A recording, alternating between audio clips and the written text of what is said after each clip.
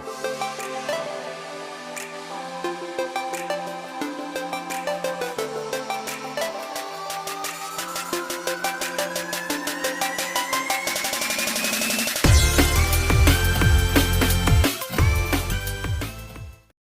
mulai, bismillahirrahmanirrahim. Assalamualaikum warahmatullahi wabarakatuh. Waalaikumsalam warahmatullahi wabarakatuh. Alhamdulillahilladzi arsala rasulahu bil huda wa dinil haqq liyudhhirahu 'ala dini kullihi wa kafa billahi syahida. Asyhadu an la ilaha illallah wahdahu la syarika lah, syahadatan arjun najata minal 'adzabil alim wal fawza bin na'imil muqim. Wa asyhadu anna Muhammadan abduhu wa rasuluhul mab'uts rahmatan lil 'alamin. Allahumma shalli wa sallim wa barik ala sayyidina Muhammadin wa ala alihi wa ashabihi ajmain, amma ba'd. Sahabat-sahabat sekalian yang dirahmati Allah Subhanahu wa taala, insyaallah pada hari ini kita akan melanjutkan kembali bahasan kita yang kita ambil dari buku Revolusi Sosial Muhammad. Di pertemuan sebelumnya kita sudah membahas 3 fase yang dilakukan oleh Rasulullah Shallallahu alaihi wasallam, atau 3 fase yang dilalui oleh Rasulullah Shallallahu alaihi wasallam di dalam rangka untuk memperjuangkan tegaknya peradaban umat Islam. Fase yang pertama adalah fase persiapan, di mana Rasulullah Shallallahu alaihi wasallam menyiapkan dirinya dan dipersiapkan oleh Allah Subhanahu wa taala untuk menjadi seorang pemimpin, menjadi rasul dan nabi yang mendapatkan misi besar, mendapatkan tugas besar, yaitu sebagai nabi penutup yang membawa risalah yang terakhir yang harus disampaikan kepada seluruh umat manusia. Kemudian fase yang kedua adalah fase pembentukan pribadi-pribadi pejuang yang dilakukan oleh Rasulullah Shallallahu alaihi wasallam terhadap para sahabatnya radhiyallahu anhum.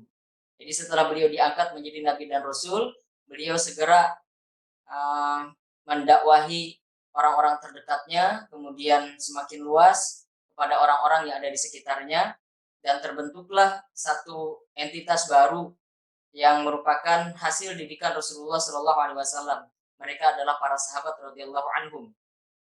Dan kemudian fase yang ketiga adalah fase membangun kedaulatan. Fase ini dimulai sejak hijrahnya Rasulullah Shallallahu alaihi wasallam ke Madinah. Sejak saat itu Rasulullah SAW langsung melakukan langkah-langkah strategis untuk membangun kota Madinah ini menjadi satu prototipe, satu cetak biru, satu percontohan bagi satu negara Islam, ya, yang di dalamnya ditegakkan syiar-syiar agama Islam.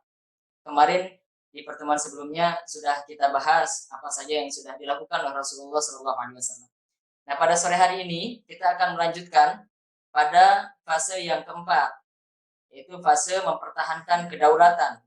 Jadi setelah tegaknya kedaulatan umat Islam di kota Madinah, maka langkah selanjutnya adalah bagaimana mempertahankan kedaulatan yang sudah dibangun ini.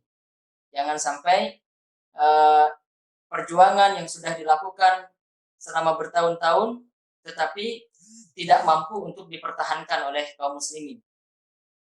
Dan faktanya memang setelah Rasulullah SAW hijrah ke Madinah, bukan berarti persoalan umat Islam itu selesai, tetapi umat Islam justru memasuki satu babak baru, ya, yaitu babak yang lebih dahsyat, karena rupanya musuh-musuh Islam itu tidak selesai dengan hijrahnya Rasulullah SAW ke Madinah. Tidak puas hanya dengan mengusir kaum muslimin dari kota Mekah. Orang-orang kafir Quraisy justru semakin memperbesar upaya mereka untuk menghancurkan Rasulullah SAW dan para sahabatnya di Madinah. Jadi mereka masih tetap saja memiliki rasa dengki, hasad terhadap kaum muslimin yang berada di Madinah pada waktu itu, sehingga mereka seringkali melakukan gangguan-gangguan dan upaya-upaya untuk menjatuhkan Rasulullah SAW dan kaum muslimin di Madinah. Maka Rasulullah SAW pun tentu saja mewaspadai semua langkah-langkah yang dilakukan oleh orang-orang kafir Quraisy ini, ya. Dan Puncaknya fase baru itu dimulai pada tahun ke-2 Hijriah, yaitu dengan terjadinya perang Badar. Nah, sahabat-sahabat sekalian yang dirahmati Allah Subhanahu wa taala, kita ulas sedikit pertemuan yang sudah lalu, di pekan yang lalu, pertemuan pekan lalu, bahwa Rasulullah SAW membangun peradaban di kota Madinah itu dengan berbagai macam ikhtiar, dengan berbagai macam cara dan strategi, dan hasilnya dalam waktu dalam waktu 2 tahun ya, dalam waktu 2 tahun Rasulullah SAW mampu membangun kota Madinah ini dengan sangat kuat, ya. Jadi hanya cukup waktu 2 tahun saja bagi Rasulullah SAW untuk membangun negara Madinah ini menjadi negara yang sangat kuat. Sekali lagi hanya dalam kurun waktu 2 tahun. Kalau coba kita bandingkan saja misalnya dengan negara kita, negara Indonesia yang sudah merdeka selama 74 tahun kurang lebih, ya, kita merasakan bagaimana kondisinya, bagaimana situasinya saat ini. Tapi bagi Rasulullah SAW cukup 2 tahun sekali lagi untuk bisa membangun kota Madinah menjadi satu negara yang kuat. Apa indikasinya? Indikasinya pada tahun yang kedua, Rasulullah SAW dan kaum muslimin di Madinah sudah mampu untuk menghadapi tantangan-tantangan eksternal. Mengapa itu bisa dilakukan? Karena persoalan-persoalan internalnya sudah selesai. Ya, dalam waktu 2 tahun, Madinah bisa menata seluruh persoalan internalnya, dari mulai persoalan politik, persoalan ekonomi, persoalan sosial, semuanya sudah dirapikan, sudah ditata oleh Rasulullah SAW. Sehingga di tahun kedua, Rasulullah dan kaum muslimin ini sudah mampu untuk menghadapi tantangan-tantangan eksternal. Salah satunya adalah tantangan yang datang dari orang-orang kafir Quraisy. Perang Badar terjadi pada tahun kedua Hijriah. Nah, sahabat-sahabat sekalian yang dirahmati Allah Subhanahu wa taala, sejak tahun kedua Hijriah itu sampai tahun ke-10 Hijriah, sampai tahun wafatnya Rasulullah SAW, kaum muslimin selalu menghadapi pertempuran demi pertempuran. Setidaknya di dalam sejarah tercatat sebanyak 74 kali, 47 kali pertempuran selama rentang waktu 8 tahun. Jadi dari tahun kedua Hijriah sampai tahun ke-10 Hijriah. 47 kali pertempuran. Dan 28 kali diantaranya Rasulullah SAW terjun langsung menjadi komandan pertempurannya. Jadi Rasulullah SAW 28 kali bertempur bersama kaum muslimin menghadapi musuh-musuh yang mencoba atau berusaha untuk melemahkan kaum muslimin. Maka kalau kita rata-rata, kalau kita rata-ratakan, Rasulullah SAW itu telah melakukan pertempuran dalam 1 tahun kira-kira 3-4 kali. 3-4 kali beliau bertempur dalam 1 tahun. Ya, karena beliau terjun di 28 pertempuran dalam kurun waktu 8 tahun. Nah, oleh sebab itu kita bisa membayangkan bagaimana betapa kuatnya fisik Rasulullah Shallallahu Alaihi Wasallam. Padahal pertempuran pertama kalinya saja bersama kaum muslimin, usia Rasulullah SAW saat itu sudah 55 tahun. Perang Badar ketika terjadi, Rasulullah SAW itu usianya sudah 55 tahun. Dan sejak saat itu sampai 8 tahun kemudian Rasulullah SAW bertempur dalam 1 tahun kira-kira 3-4 kali. Jadi kita bisa menyimpulkan betapa kuatnya fisik Rasulullah SAW, betapa kuatnya stamina Rasulullah Shallallahu Alaihi Wasallam. Nah, tetapi sahabat-sahabat sekalian yang dirahmati Allah, terlebih dahulu kita perlu memperjelas persoalan tentang pertempuran, tentang maghazi, tentang pertempuran-pertempuran yang dihadapi oleh Rasulullah SAW dan kaum muslimin. Karena banyak di antara orang-orang yang awam menganggap bahwa Islam itu identik dengan kekerasan. Bahkan ada juga yang mengatakan Islam itu disebarkan melalui pertumpahan darah, disebarkan dengan pedang. Apakah benar? Nah, kalau kita mau berpikir lebih objektif dan mau sedikit saja untuk bisa memahami sejarah dengan benar, maka kesimpulannya tentu akan berbeda, ya. Bahwa justru Islam itu selalu cenderung pada perdamaian. Adapun pertempuran-pertempuran yang terjadi, ya, yang dihadapi oleh kaum muslimin itu sudah dikaji oleh banyak ulama sebetulnya, termasuk juga oleh para sejarawan, para mu'arikh, bahwa ada sebab-sebab yang menyebabkan uh, pertempuran itu harus dihadapi oleh kaum muslimin. Ada faktor-faktornya, ada sebab-sebabnya. Yang pertama, pertempuran yang tidak bisa lagi dihindari oleh kaum muslimin adalah karena untuk melayani serangan musuh. Melayani serangan musuh, ini yang pertama. Seperti terjadi pada perang Badar, terjadi pada perang Uhud, terjadi pada perang Khandaq. Karena posisinya kaum muslimin diserang oleh orang-orang kafir Quraisy. Maka mau tidak mau, untuk mempertahankan diri, kaum muslimin harus menghadapinya. Maka terjadilah pertempuran. Bukan kaum muslimin yang mengawali pertempuran itu, tetapi demi mempertahankan diri, mempertahankan kedaulatan agama dan kedaulatan negara, maka kaum muslimin menghadapi serangan musuh. Maka terjadilah perang Badar, terjadilah perang Uhud, terjadilah perang Khandaq. Atau perang itu terjadi karena memberikan pelajaran terhadap pihak-pihak yang melanggar perjanjian. Ya, misalnya terjadi pada perang Khaybar, terjadi pada perang Bani Quraidah, terjadi pada perang Mu'tah. Karena mereka-mereka ini telah melanggar perjanjian dengan kaum muslimin, sehingga itu diindikasikan sebagai sebuah pengkhianatan. Maka terjadilah pertempuran itu. Kemudian yang ketiga, sebabnya bisa jadi karena untuk mencegah upaya-upaya pihak lain yang akan berencana menyerang kaum muslimin. Seperti terjadi pada perang Tabuk. Di perang Tabuk itu pasukan Romawi sudah berencana untuk menyerang kaum muslimin di Madinah. Maka sebelum itu terjadi, kaum muslimin mempersiapkan diri dan menghadapi pasukan Romawi. Maka terjadilah perang Tabuk. Meskipun tidak terjadi pertempurannya, karena pasukan Romawi pergi meninggalkan medan pertempuran sebelum bertemu dengan pasukan kaum muslimin. Nah, ini sebab-sebabnya. Dan kalaupun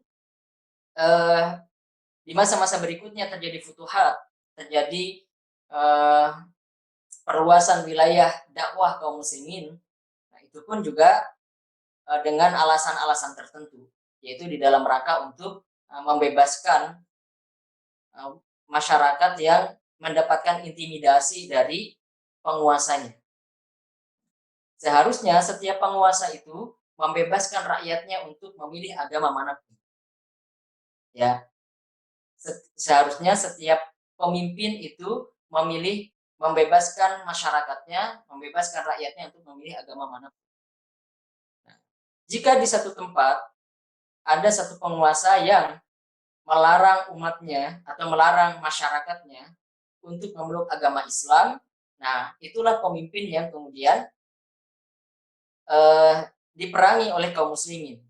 Dan setelah wilayah itu ditaklukkan, maka Islam membebaskan masyarakat setempat untuk bisa memeluk agama manapun yang mereka kehendaki. Jadi yang diperangi itu bukan rakyat. Oleh Islam itu yang diperangi adalah pemimpinnya yang zalim terhadap rakyatnya, yang tidak membebaskan rakyatnya untuk memeluk agama ya yang dikehendakinya. Nah begitu. Nah, pada intinya Islam selalu cenderung pada perdamaian, dan ini tentu berbeda dengan anggapan orang-orang yang awam terhadap sejarah Islam, orang-orang yang awam terhadap ajaran Islam. Nah, sahabat-sahabat sekalian yang dirahmati Allah Subhanahu wa taala, baik kalau kita sudah memahami bagaimana pandangan kita terhadap pertempuran itu ya, bahwa pertempuran itu bukanlah jalan pertama atau pilihan pertama yang diprioritaskan oleh Rasulullah SAW. Justru Rasulullah selalu berupaya untuk menghindari adanya pertempuran. Nanti kita bisa lihat di dalam fakta-fakta sejarah. Rasulullah selalu berusaha untuk menghindari terjadinya pertempuran. Jadi selalu ada awalannya. Dan Rasulullah berusaha untuk menghindari pertempuran itu terjadi. Tetapi kalaupun pertempuran itu harus terjadi, maka Rasulullah SAW menghadapinya dengan keberanian. Di medan pertempuran, kaum muslimin ini jumlahnya selalu lebih sedikit di masa Rasulullah dibandingkan dengan jumlah pasukan musuh. Tetapi di semua pertempuran itu kaum muslimin selalu memenangkan pertempuran. Nah, ini menarik. Ya. Apa rahasianya? Rahasianya yang pertama adalah ada pada keberanian. Baik keberanian itu ada pada pemimpinnya maupun pada pasukannya. Pemimpin yang berani dan pasukan yang berani. Dari mana keberanian ini diperoleh? Keberanian yang ada pada diri kaum muslimin ini adalah berakar dari keyakinan mereka kepada Allah Subhanahu wa taala. Di dalam Al-Qur'an Allah Subhanahu wa taala telah menyampaikan, "Innal ladzina qalu rabbunallah tsumma istaqamu fala khaufun 'alaihim wa lahum yahzanun." Sesungguhnya orang-orang yang mengatakan Rabbunallah, Allah adalah Rabb kami, tsumma istaqamu, kemudian mereka beristiqamah, fala khaufun 'alaihim wa lahum yahzanun. Maka mereka tidak akan pernah merasa takut dan tidak akan pernah merasa bersedih. Jadi keberanian itu akarnya adalah dari keyakinan mereka, keyakinan kaum muslimin kepada Allah Subhanahu wa taala. Mereka yakin dengan apa yang dijanjikan Allah. Mereka yakin dengan inayah Allah, dengan pertolongan Allah Subhanahu wa taala. Mereka yakin dengan kekuatan Allah. Maka tidak ada yang mereka khawatirkan. Dan tentu saja keberanian ini menjadi modal utama bagi sebuah pasukan. Karena ada satu perkataan yang mengatakan kemenangan di medan jiwa merupakan kemenangan di medan yang sesungguhnya. Jadi kalau mentalnya sudah mental juara, mentalnya sudah mental pemenang, maka kemungkinan besar dalam pertempuran yang sesungguhnya dia akan menjadi juaranya, dia yang akan menjadi pemenang. Ya. Nah, sahabat-sahabat sekalian yang dirahmati Allah Subhanahu wa taala. Keberanian itu tampak misalnya salah satu contohnya ada pada perang Badar dan pada perang Uhud. Ya. Bisa dilihat nanti di dalam kitab-kitab Sirah Nabawiyah dijelaskan oleh para sejarawan bahwa di dalam perang Badar dan perang Uhud itu kaum muslimin sempat diserang rasa kantuk. Jadi beberapa saat sebelum terjadinya kecamuk pertempuran, kaum muslimin itu diserang rasa kantuk. Kita bisa bayangkan bagaimana sebuah pasukan yang akan menghadapi musuh dan musuh sudah ada di hadapannya, tiba-tiba saja mereka terserang rasa kantuk. Ya. Ini menandakan betapa tenangnya hati mereka, betapa tidak gentarnya hati mereka menghadapi pasukan yang sudah ada di hadapannya. Bahkan mereka sempat merasa kantuk. Ya, ada di dalam surat Ali Imran misalnya menjelaskan tentang peristiwa pada perang Uhud. Dan itu diceritakan di dalam tafsir Ibnu Katsir. Bagaimana seorang sahabat yang bernama Abu Thalhah, dia mengatakan pada saat perang Uhud, dia sudah menghunus pedangnya karena musuh sudah berada di hadapan. Sesaat lagi akan terjadi kecamuk pertempuran. Tapi tiba-tiba saja Abu Thalhah ini diserang rasa kantuk sampai pedangnya terlepas dari tangannya. Saking mengantuknya dia, pedangnya terlepas dari tangannya, terjatuh. Kemudian dia ceritakan, aku ambil lagi pedangku. Lalu dia terserang lagi rasa kantuk, jatuh lagi sampai 3 kali itu terjadi. Nah, ini membuktikan betapa kaum muslimin perasaannya saat itu sangat tenang, tidak ada rasa khawatir, tidak ada rasa takut. Tapi Abu Thalhah menambahkan, ya, lalu aku angkat wajahku dan aku lihat sekelilingku, kata Abu Thalhah. Dan rupanya yang terserang rasa kantuk tidak hanya diriku, tetapi banyak dari para sahabat yang lainnya juga mengalami hal yang sama. Bahkan di antara mereka ada yang bersandar pada tameng mereka untuk menahan tubuh mereka agar tidak jatuh karena mengantuk. Jadi pasukan kaum muslimin diserang rasa kantuk pada saat-saat akan terjadinya kecamuk pertempuran. Ini memberikan bukti bahwa bagi mereka pertempuran itu bukan satu beban yang harus dikhawatirkan, yang harus ditakutkan. Bahkan sebagian besar mereka merindukan kesyahidan. Mereka berharap mereka mendapatkan kematiannya di medan pertempuran. Ini jiwa-jiwa berani. Nah, sayangnya barangkali mentalitas kaum muslimin hari ini justru tampak sebaliknya. Dan itu memang konsekuensi yang harus dirasakan oleh kaum muslimin akibat kaum muslimin ini terlalu cinta terhadap dunia. Ya, karena kata Rasulullah SAW, suatu saat nanti, kata beliau dahulu, ya, kaum muslimin ini seperti hidangan di atas meja yang diperebutkan oleh kaum lainnya. Kita tidak berdaya. Para sahabat bertanya, apakah kaum muslimin saat itu jumlahnya sedikit, wahai Rasulullah? Kata Rasulullah, tidak. Jumlah kalian justru sangat banyak. Lalu apa sebabnya? Sebabnya adalah, kata Rasulullah, karena kalian terserang penyakit wahan. Wahan itu apa? Kata para sahabat. Wahan itu adalah hubbud dunia wa karahiyatul maut. Cinta dunia dan takut mati. Jadi cinta dunia dan takut mati ini satu paket. Kalau orang sudah cinta dunia, dia pasti takut mati. Sudah pasti. Kalau ada seseorang yang kecintaannya terhadap dunia berlebihan, maka sudah pasti dia pasti akan takut mati. Ya. Nah, jadi yang orang-orang yang perhatiannya terhadap dunia terlalu besar, maka dia pasti khawatir akan meninggalkan dunia ini. Tetapi orang-orang yang fokusnya kepada akhirat, kepada Allah Subhanahu wa taala, justru dunia ini terlihat sangat remeh, sangat kecil, dan itulah yang ada di benak para sahabat radhiyallahu anhu. Dunia ini tidaklah seberapa dibandingkan dengan cita-cita besar mereka, yaitu mendapatkan keridhaan Allah dan surganya. Bagi mereka itu lebih indah.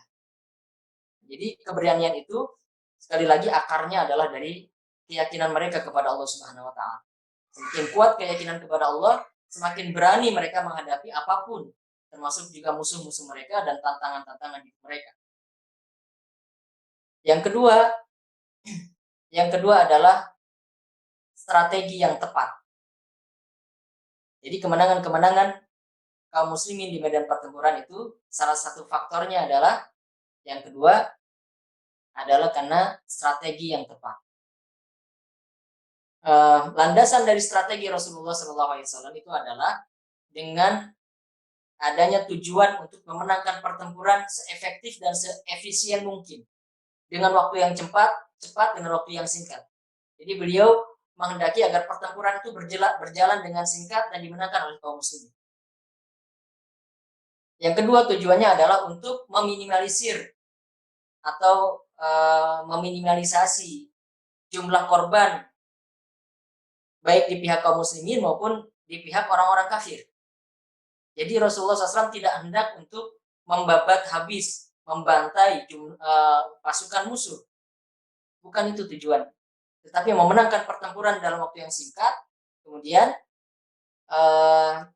meminimalisasi jumlah korban baik di pihak kaum muslimin maupun di pihak musuh. Lalu langkah-langkah taktisnya bagaimana? Yang dilakukan Rasulullah SAW adalah dengan mengutamakan kerja-kerja intelijen. Jadi coba saja diperhatikan kalau kita membaca perang-perang Rasulullah SAW, beliau selalu mengawali langkah-langkah strategisnya dengan mengirimkan intelijen, mengirimkan mata-mata. Dari sanalah beliau mendapatkan informasi tentang seberapa besar kekuatan musuh, apa strategi mereka, ya, bagaimana kekuatan mereka dan sebagainya. Informasi-informasi yang diperlukan oleh Rasulullah untuk bisa membuat satu strategi yang tepat di dalam menghadapi musuhnya. Ya.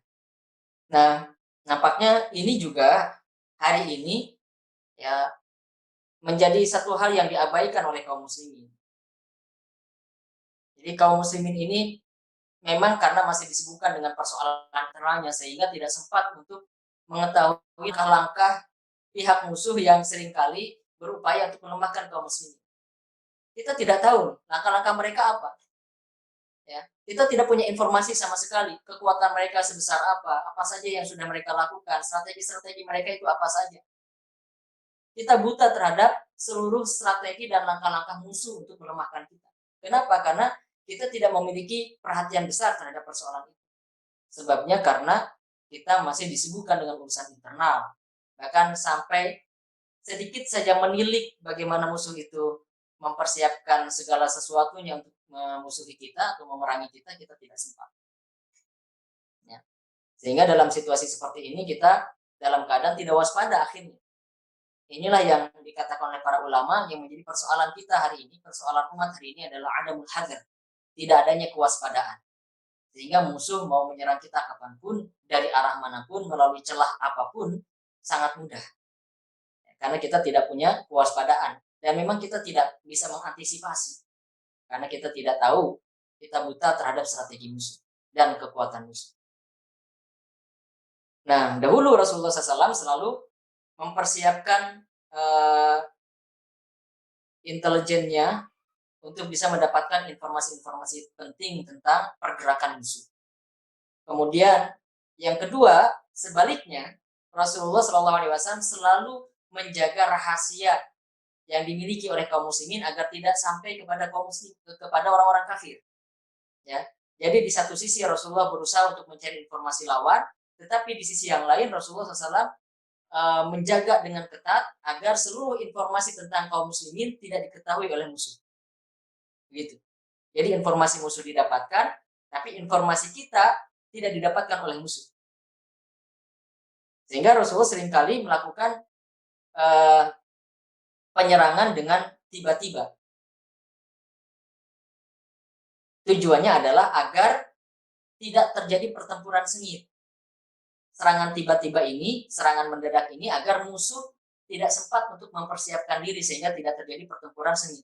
Nah, itulah tujuannya Rasulullah SAW meminimalisasi jumlah korban di kedua belah pihak agar tidak terjadi pertempuran sengit. Kalau terjadi pertempuran sengit, musuh sudah mempersiapkan diri, kaum muslimin mempersiapkan diri, pasti pertempurannya akan sangat hebat. Tapi kalau musuh tidak sempat menyiapkan diri, nah ini bisa menjadi salah satu cara atau strategi di dalam rangka meminimalisasi jumlah korban dalam pertempuran. Baik, jadi itu langkah-langkah yang dilakukan oleh Rasulullah SAW di dalam menjalankan strategi-strateginya di dalam pertempuran. Jadi selama kurang lebih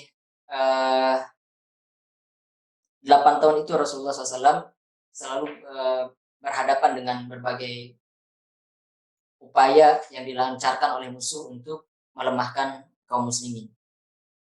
Nah, pada tahun kelima terjadi sebuah pertempuran yang dahsyat yang di dalam sejarah disebut sebagai Ghazwatul Ahzab atau Ghazwatul Khandaq, perang Khandaq atau perang Ahzab. Ya, barangkali kita perlu mengingat-ingat lagi tentang jalannya pertempuran ini. Jadi orang-orang Quraisy ini diprovokasi oleh orang-orang Yahudi agar melakukan serangan ke Madinah. Kemudian orang-orang Quraisy mengumpulkan kabilah lainnya sampai terkumpullah sekitar 10.000 pasukan. 10.000 pasukan. Di Jazirah Arab itu baru pertama kalinya ada pasukan sebesar itu. Jadi tidak pernah dalam satu pertempuran manapun di sepanjang sejarah Jazirah Arab itu yang bisa mengumpulkan 10.000 pasukan. Jadi perang Khandaq itu adalah perang yang di dalamnya melibatkan jumlah yang sangat besar saat itu, 10.000 pasukan. Nah, berangkatlah mereka ke Madinah, kemudian mereka mengepung Madinah selama kurang lebih 27 hari. Dan kita tahu kesudahannya. Orang-orang kafir Quraisy itu gagal untuk menyerang Madinah dan mereka kembali dalam keadaan mendapatkan kerugian besar. Ya. Dan dampaknya sangat besar perang ini. Jadi rupanya ada banyak kabilah, ada banyak masyarakat di Arab itu yang menunggu-nunggu siapa pemenang di antara kedua belah pihak dalam perseteruan itu antara Muhammad dengan para pembesar Quraisy. Siapa pemenangnya? Mereka menunggu-nunggu, wait and see. Ya. Dan mereka baru akan memberikan keberpihakannya setelah mengetahui siapa pemenangnya. Dan dalam perang Khandaq, dalam perang Ahzab itu, orang-orang Arab sudah mulai terbuka matanya bahwa pemenang yang sesungguhnya itu pastilah kelompok Muhammad. Karena kelompok Muhammad diserang 10.000 pasukan saja, mereka tidak takluk. Begitu. Bisa dipahami ya kira-kira ya. Diserang oleh pasukan terbesar yang pernah ada di Jazirah Arab saja, pasukannya Muhammad ini tidak takluk. Maka pastilah yang menjadi pemenangnya adalah kelompoknya Muhammad. Maka sejak saat itu, setelah terjadinya perang Khandaq, banyak utusan-utusan kabilah yang datang menemui Rasulullah SAW untuk menyatakan ketundukannya. Ya, tahun kelima Hijriah, tahun kelima Hijriah. Jadi saya ulangi sekali lagi, tahun kedua Hijriah, Rasulullah SAW sudah berhasil menata kota Madinah secara internal menjadi sebuah negara yang kuat. Hanya butuh waktu 2 tahun. Kemudian di tahun kedua Hijriah mulailah terjadi perang yang pertama kali menghadapi orang-orang Mekah, orang-orang kafir Quraisy, yaitu perang Badar. Kemudian 3 tahun berikutnya, yaitu tahun kelima, Rasulullah SAW sudah dianggap memenangkan pertempuran di seluruh wilayah Jazirah Arab. Maka kita perhatikan nanti, setelah perang Khandaq itu tidak ada lagi pertempuran Rasulullah melawan orang-orang kafir Quraisy, tidak ada. Ya, selesai pada perang Khandaq. Jadi perang Badar, perang Uhud, kemudian perang Khandaq. Ya, selanjutnya Rasulullah SAW menghadapi orang-orang yang berada di luar wilayah Jazirah. Ya. Nah, jadi tahun kelima Hijriah saja Rasulullah SAW itu sudah memenangkan pertempuran di seluruh wilayah Jazirah Arabia. Dan di tahun kelima itu juga kita bisa mengatakan kaum muslimin masuk fase yang baru. Fase yang baru, yaitu fase perluasan wilayah dakwah. Nah, ini fase yang kelima. Karena saya menuliskan di dalam buku saya ini, Revolusi Sosial Muhammad ini, 5 langkah, ya 5 tahap. Fase persiapan, pembentukan pribadi pejuang, kemudian membangun kedaulatan. Yang keempat, fase menjaga kedaulatan. Nah, yang kelima ini adalah memperluas wilayah dakwah, fase yang terakhir. Setelah berhasil mempertahankan kedaulatan kota Madinah dari serangan orang-orang kafir Quraisy, mereka tidak bisa menghancurkan Madinah, maka Rasulullah mulai melakukan perluasan wilayah dakwah sejak tahun kelima. Nah, Khalil Abdul Karim dalam bukunya menyebut tahun kelima ini menjadi permulaan dari Amul Wufud. Amul Wufud itu tahun delegasi. Kenapa dikatakan demikian? Karena ada banyak delegasi yang datang kepada Rasulullah SAW untuk menyatakan ketundukannya. Setelah tahun kelima, yaitu setelah Rasulullah memenangkan pertempuran Ahzab, pertempuran Khandaq. Jadi sekali lagi, orang-orang di Jazirah Arabia itu sudah dapat menyimpulkan setelah perang Khandaq itu bahwa pemenang dari perseteruan antara kelompok Muhammad dan kelompok pembesar Quraisy itu adalah kelompoknya Muhammad. Pemenangnya adalah kelompoknya Muhammad. Maka mereka segera merapat kepada kelompok pemenang ini. Jadi memang yang mereka ya diantaranya bisa kita katakan apa ya menunggu-nunggu sebetulnya untuk menyatakan keberpihakannya, menunggu-nunggu siapa nih pemenangnya. Ketika sudah diketahui siapa pemenangnya, ya mereka langsung berafiliasi, mereka langsung bergabung dengan kelompok pemenang, yaitu kelompok kaum muslimin di Madinah. Nah, Amul Wufud. Dan puncaknya adalah Amul Wufud ini tahun delegasi ini puncaknya pada tahun ke-9 Hijriah, yaitu setelah Rasulullah SAW menaklukkan kota Mekah atau Fathu Mekah. Ya. Nah, ini sudah semakin jelas lagi. Ketika Rasulullah SAW kembali ke Mekah dalam keadaan menjadi pemenang, maka orang-orang di seluruh wilayah Jazirah itu mereka langsung saja bergabung dengan pasukan kaum muslimin. Maka memang lonjakan orang-orang yang masuk Islam setelah Fathu Mekah itu luar biasa. Jumlah kaum muslimin ketika berangkat ke Mekah pada tahun penaklukan kota Mekah itu jumlahnya 10.000. Jadi ketika masuk ke Mekah itu jumlahnya 10.000. Setelah peristiwa Fathu Mekah, jumlah kaum muslimin itu melonjak sampai 125.000. Jadi ketika haji wada, haji perpisahan dengan Rasulullah SAW itu jumlah kaum muslimin sudah 125.000. Berapa lonjakannya? Lonjakannya sekitar 124.000. Ya, ini jumlah kaum muslimin terakhir yang dibersamai oleh Rasulullah itu 125.000. Ya. Nah, sahabat-sahabat sekalian yang dirahmati Allah Subhanahu wa taala, jadi kita bisa melihat tahapan-tahapan yang dibangun oleh Rasulullah SAW dalam membentuk satu peradaban umat Islam yang tampak berwibawa. Ya. Rasulullah SAW memulainya dengan membangun kapasitas dirinya, mempersiapkan dirinya untuk satu tugas besar, untuk satu misi besar. Lalu setelah itu mengajak orang lain bersama dengan dirinya untuk mau berjuang bersama. Dipersiapkan mereka, dididik mereka, ditempa mereka, dibina mereka. Ya, mereka adalah sahabat yang loyal, yang setia terhadap perjuangan bersama Rasulullah SAW, yang mampu mengorbankan hartanya, jiwa dan raganya untuk perjuangan Islam. Para sahabat radhiyallahu anhum. Setelah mereka menjadi satu entitas yang kuat, mereka solid, dihijrahkan oleh Allah Subhanahu wa taala ke Madinah. Di Madinah mereka membangun kota Madinah itu menjadi kota yang kuat, politiknya kuat, ekonominya kuat, solidaritas masyarakatnya juga kuat. Dan setelah itu terjadi, maka mereka mampu untuk berhadapan dengan kekuatan manapun di dunia ini.